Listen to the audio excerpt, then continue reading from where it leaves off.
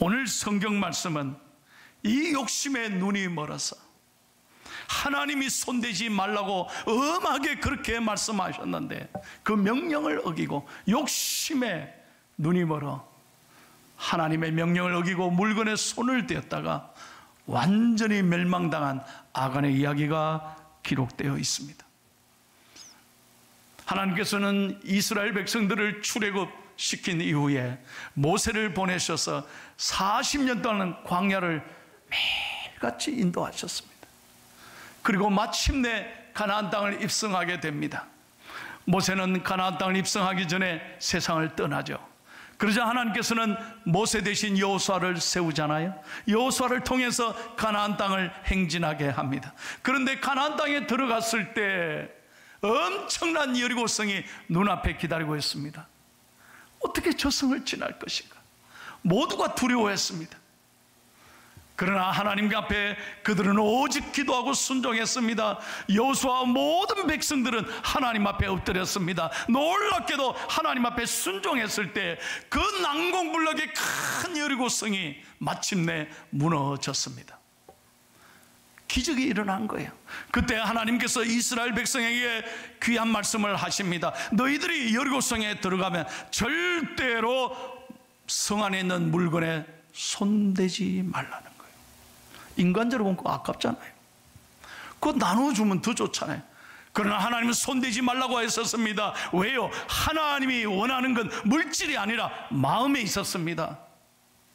하나님이 원하시는 건 가나안 땅이 아니었습니다. 여리고성이 아니었습니다. 이스라엘 백성들의 마음이었습니다. 그런데 그 이스라엘 백성 가운데 아간이란 사람이 물건을 보자 탐욕이 그 가슴에 끓어오르기 시작했습니다. 참지 못했습니다. 아무도 보지 않을 때 아름다운 외투 한 벌과 은 200세겔과 50세겔이 나가는 금덩이를 훔쳐서 자기 장막 속에 누가 아무도 안 보지? 누가 안 보지? 여러분 기억해야 합니다. 사람은 속일 수 있습니다. 사람 앞에서는 감출 수가 있어요. 그러나 하나님은 다 보시고 계신 거예요. 어떤 일이 일어났습니까? 이제 여리고성을 지나서 아이성을 공격하기 시작합니다. 아이성을 지나야 계속해서 가나안 땅으로 행군할 수 있습니다. 아이성 그야말로 이름 그대로 childlike, 아주 작은 성이었습니다. 그때 여호수아는 기도하지 않습니다. 여리고성을 이겼는데 저거 아무것도 아닌데 뭐. 그래서 3,000명만 하나님께 물어보지도 않고 기도하지도 않고 3,000명만 올려보냅니다. 결과가 어땠습니까? 완전히 패망했습니다. 36명의 귀한 생명을 잃었습니다. 큰 대패를 했습니다. 왜요? 아간 한 사람 때문에, 그 욕심 때문에 하나님은 공동체를 실패하게 하셨습니다. 여러분 오늘도 마찬가지입니다. 기억하셔야 됩니다. 나 한 사람쯤이야, 나 하나쯤이야, 누가 보나 말이야. 그래서 욕심에 갇혀 산다면, 이기심에 갇혀서 우리가 정말 우리가 예배하면서 이 모든 것은 하나님입니다, 내 생명도 내 물질도 내 자녀도 모든 것 하나님의 것입니다 라고 찬양하고 기도하면서 여전히 내 거라고 생각하면, 나밖에 모른다면 오늘 우리가 아간과 다를 게 뭐가 있겠습니까? 여러분에게 한 가지 실제 있었던 이야기를 말씀드리겠습니다. 중국에서 있었던 실화랍니다. 이 실화가 영화로 만들어졌습니다. 영화 제목이 44번 버스입니다. 몇 년 전에 있었던 이야기예요. 44번 버스가 중국에서 이제 시골로 막 이렇게 운행을 합니다. 근데 그 44번의 운전기사는 여성이었습니다. 근데 그 버스 안에 손님들이 많이 탔는데 그 손님들 가운데 조폭이, 깡패가 2사람이 있었습니다. 이 깡패가 계속해서 여성 버스 기사를 괴롭힙니다. 성희롱을 합니다. 그러자 그 성객 중에 한 분이, 중년 신사가 그러지 말라고, 왜 운전기사를 괴롭혔냐고 만류합니다. 깡패들이 가만히 있습니까?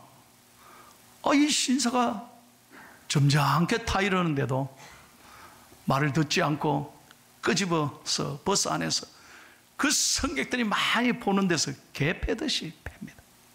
피를 철철 흘리고 얻어맞습니다. 나머지 승객들은 두려워서 아무 말도 못합니다. 자기밖에 모르는 거예요. 그리고 난 다음에 이 조폭들은 차를 세우고 이 운전기사, 여성 운전기사를 끌고 산으로 올라가서 성폭행을 합니다. 그리고 도망치는 거예요. 어느 누구도 끌려가는 여성 버스 기사를 막아주지 않았습니다. 가만히 있었습니다. 눈물을 흘리며 그 버스 기사는 차로 돌아왔습니다. 그러면서 문을 닫고 차를 시동을 걸기 전에 그 버스 안에 있었던 승객들에게 이렇게 말합니다. 아까 만류했던 아저씨 어디 계세요? 저기 누워 있는데요. 피 흘리고. 아저씨 내리세요. 왜 내리라고 그럽니까? 내가 도와줬잖아요. 도와줬다가 얻어맞았잖아요. 아저씨 내리세요. 아저씨 안 내리면 절대 안 갑니다. 막 화를 내는 게 기사가. 그러자 그때서야 승객들이 다 큰 소리 칩니다. 내리세요. 아저씨 때문에 못 가잖아요. 막 화를 내고 결국에는 일어나서 아저씨 끄집고 내리는 거예요. 짐을 다 밖으로 던져버립니다. 할 수 없이 이 아저씨는 얻어맞고 도와주려다가 너무 고생을 막, 버스를 타고 가지도 못하고 걸어서 그 두드려 맞은 몸으로 걸어가고 있는 거예요. 한참 걸어가니까 무슨 일이 일어났느냐? 경찰이 오고 사람들이 모여 웅성대기 시작하는 거예요. 무슨 일인가 했더니 그 버스가요, 절벽 밑으로 떨어져서 모든 승객과 운전기사가 전원 사망했습니다.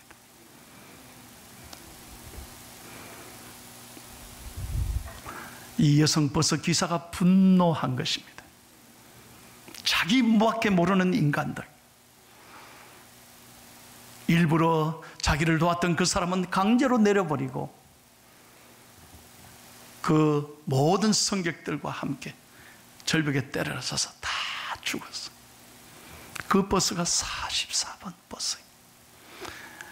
이 이야기가 영화로 만들어지면서 오늘 이 영화는 우리에게 이렇게 관객들에게 질문합니다.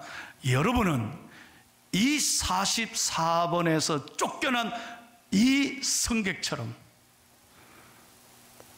이웃들을 돌아보고 계십니까? 나도 쫓겨난 승객처럼 그렇게 살고 있습니까? 우리들에게 매우 심각하고 중요한 질문을 이 영화를 통해 하고 있다는 거예요. 오늘 저는 이 얘기를 들으면서 매우 귀한 음성을 듣습니다.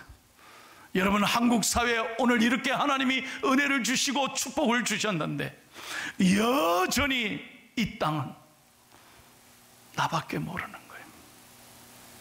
내 이기심만 채우면 그만해. 내 욕심만을 위해 살아가고 있는 것입니다. 얼마 전에 여러분, 한국이 세계에 큰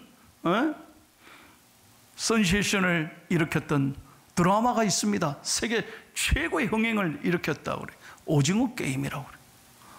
나는 그거 잘 모릅니다. 대충 얘기만 들었습니다. 여러분, 그랬더니 어제 저녁에 보니까 전부 다 젊은이들이 오징어 게임에 나오는 그 추링이 입고 다니고 말이죠. 요즘 서울에서 오징어 게임에 나오는 그 뽑기, 딱지치기, 난 잘 몰라요. 그것이 유행한다는 거예요. 그 오징어 게임이 우리에게 주는 의미가 뭡니까? 무엇을 교훈하고 있습니까?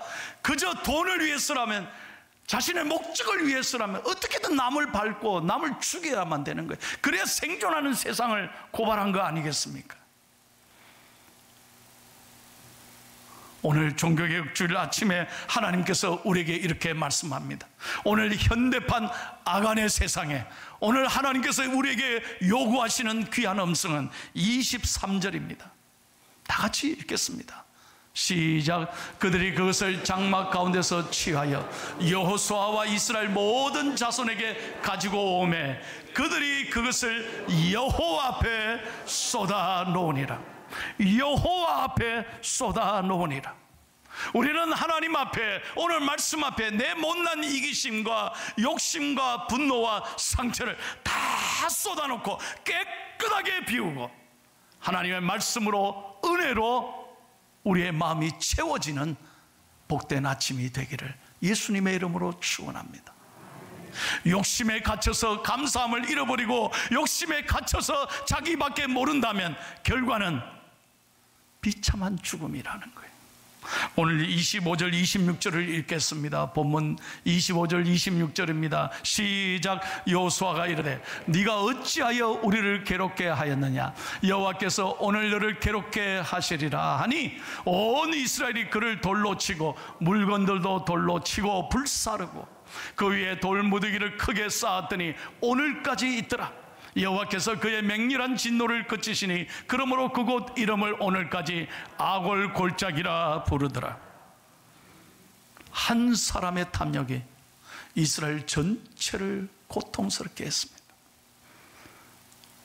여러분, 오늘 성경의 얘기는 먼 얘기, 남의 나라가 이야기가 아닐 것입니다. 오늘 우리에게 주신 이 은혜,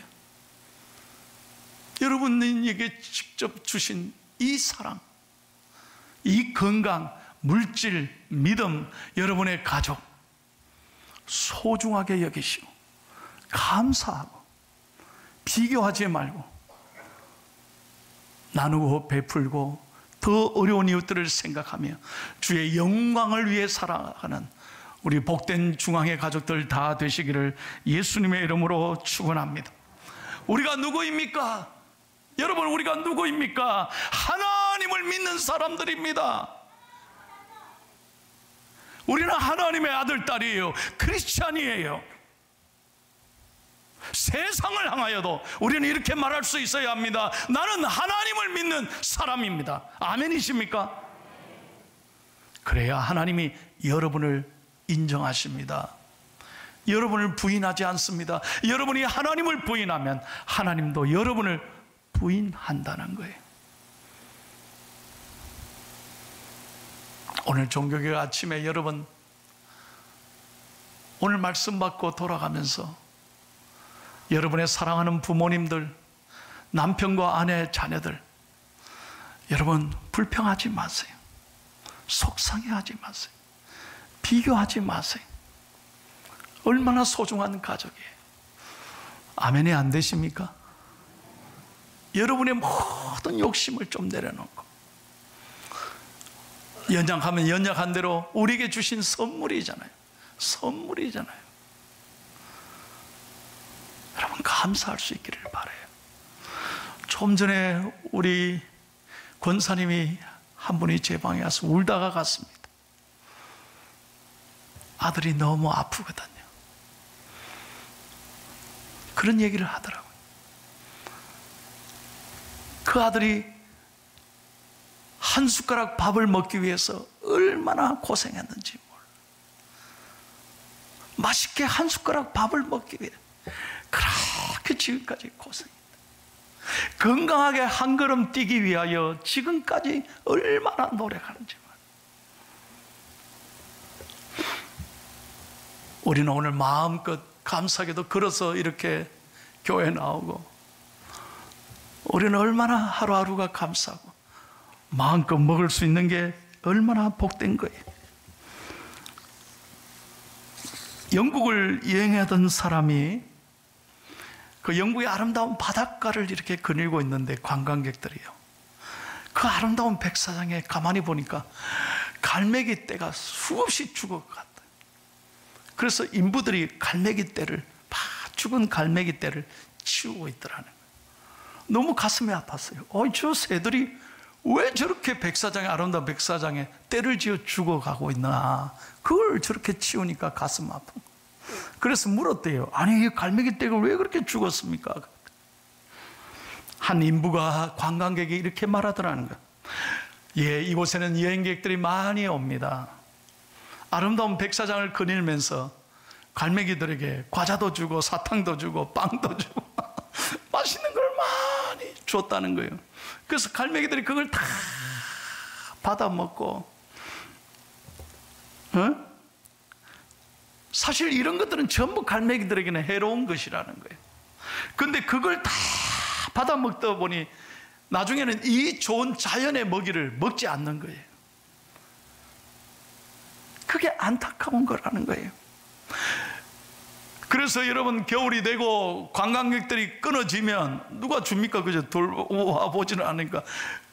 끝에 되면 식욕을 점점 잃어버리고 사탕, 과장, 빵 이런 것만 받아 먹다가 갈매기들이 늘 그동안 먹어왔던 이 자연의 아름다운 먹이들을 귀하게 여기지 않으니까 굶어 죽어갔다는 거예요. 굶어 때를 지어 죽어갔다는 거예요. 여러분, 이 교훈이 우리에게 주는 교훈이 뭡니까? 우리가 하늘의 기쁨을 안고 살아가는 사람들은 이 땅에 그 때문에 마음을 빼앗기지 않습니다.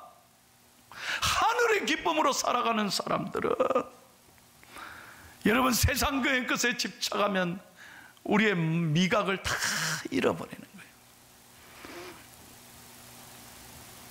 하나님의 은혜를 잃어버리면 감사가 없어지는 거예요. 뭐 그렇게 남을 부러워하십니까? 예? 부자도 4개, 5개 먹습니까? 똑같이 3개 먹잖아요. 그래서 우리 날 감사해. 성경은 말합니다. 여러분, 장수의 비결이 어디 있느냐? 잠언 28장 16절 한번 읽어보세요. 잠언 28장 16절 시작. 무지한 치리자는 포악을 크게 행하거니와 탐욕을 미워하는 자는 장수. 이게 하나님의 장수의 비법. 탐욕을 미워하는 자. 우리는 몸에 좋은 거라면요, 오만 것 때만 다 먹습니다. 한국 사람들은 가리는 거 없습니다. 오죽하면 아담이 한국 사람이었다면 뱀이 아무리 말해도 뱀 다 잡아먹고 그 시험에 안 걸렸을 거예요. 여러분, 너무 욕심 부리지 마십시다. 너무 세상의 것에 매어 살지 마십시다. 오늘 하나님께서는 우리에게 이렇게 말씀합니다. 빌립보서 2장 5절 8절입니다. 5절에서 8절 시작. 너희 안에 이 마음을 품으라. 곧 그리스도 예수의 마음이니 그는 근본 하나님의 본체시나 하나님과 동등됨을 취할 것으로 여기지 아니하시고 오히려 자기를 비워 종의 형체를 가지사 사람들과 같이 되셨고 사람의 모양으로 나타나사 자기를 낮추시고 죽기까지 복종하셨으니 곧 십자가에 죽으심이라. 여러분, 세상은 끊임없이 가지려고 합니다. 끊임없이 욕심에 갇혀 살고 있습니다. 그러나 우리 그리스도인들은 예수님처럼 자기를 비우고 나눠주고 베푸는 예수님의 마음을 갖고 살아갈 때 하나님께서는 여러분을 통하여 영광 받으실 줄로 믿습니다. 예수님은 성공이 아니라 섬김을 위해 오셨습니다. Not success but service. 성공이 아닙니다. 섬김을 위해 오셨습니다. 마지막으로 주기도문을 하나 소개하고 마치겠습니다. 여러분, 우리가 3부 예배 매 시작 때 주기도문 찬양하잖아요. 근데 남미의 우루과이라고 하는 나라가 있어요. 그 우루과이의 한 작은 성당에 이런 주기도문이 벽에 기록되어 있는 거예요. 그래서 많은 관광객들과 성도들이 이 글을 읽으면서 큰 감동을 받는데요. 소개하고 설교를 마치겠습니다. 영상을 잘 보세요. 하늘에 계신 이라고 하지 말라. 세상 일에만 관심을 두고 있다면 우리라고 말하지 마라. 너 혼자만을 위해 살고 있다면 아버지라고 부르지 마라. 아들, 딸처럼 살고 있지 않다면, 아버지의 이름을 거룩하게 하시며라고 기도하지 마라. 입술로는 하나님을 부르지만 마음은 멀리 있다면, 아버지의 나라가 오게 하시며라고 기도하지 말라. 하나님의 나라와 세상 나라를 혼동하고 있다면, 아버지의 뜻이 이 땅에서도 이루어지게 하소서라고 기도하지 말라. 그 뜻을 위해 고통받을 각오가 되어 있지 않다면, 오늘 우리에게 일용할 양식을 주시고라고 기도하지 마라. 배고픈 사람에 대하여 아무런 관심이 없다면, 우리가 우리에게 잘못된 사람을 용서한 것 같이 우리 죄를 용서하여 주시고라고 기도하지 마라. 아직도 누구인가에 대하여 앙심을 품고 있거나 미움에 갇혀 살아가고 있다면, 우리를 시험에 빠지지 않게 하시고라고 기도하지 마라. 죄 지을 기회를 찾아다니고 있다면, 악에서 구하소서라고 기도하지 마라. 악에 대항해 싸울 마음이 없다면, 아멘이라고 말하지 말라. 주님의 기도를 진정 나의 기도로 바친 적이 없다면, 이 주기도문이 매일 예배 시작할 때 형식적으로 습관적으로 부르는 노래가 아니라, 진정이 이 주기도문의 정신이 삶이 저와 여러분의 삶이 되셔서 이 세상에 감동을 주고 하나님의 영광을 위해 살아가는 복된 중앙의 성도들 다 되시기를 예수님의 이름으로 축원합니다.